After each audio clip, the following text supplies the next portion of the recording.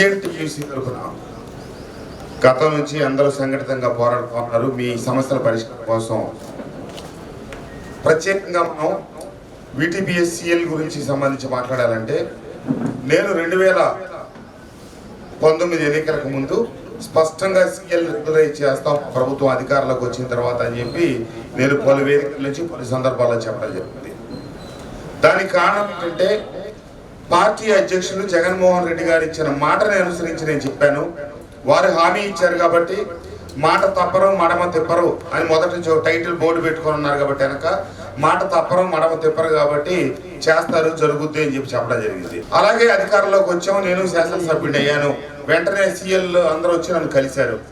నేను వాళ్ళందరినీ కూర్చోబెట్టుకొని ఒక రిప్రజెంటేషన్ తయారు చేసి వెళ్ళి ముఖ్యమంత్రి గారికి ఇచ్చాను.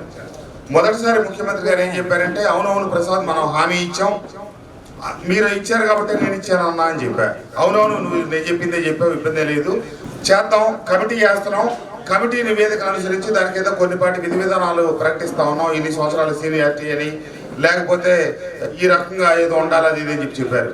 అలాగే నేను చెప్పాను. ఆ తర్వాత మళ్ళీ ఒక సంవత్సరం గడిచింది, ఏమీ తేలలేదు. ఈ లోపల మళ్ళీ ప్రతినిధులు కొంతమంది వచ్చి నన్ను అడిగారు. మళ్ళా ముఖ్యమంత్రి గారి దృష్టిని తీసుకెళ్తే, కమిటీ చేశాం కదా, కమిటీ త్వరలో రిపోర్ట్ ఇస్తుంది, ఆ రిపోర్ట్ అనుసరించి మనం చేసేద్దాం, ఇబ్బంది లేదని మళ్ళీ చెప్పారు రెండోసారి. సరే, మళ్ళీ కొంతకాలం తర్వాత మళ్ళా మూడోసారి గెలిచారు.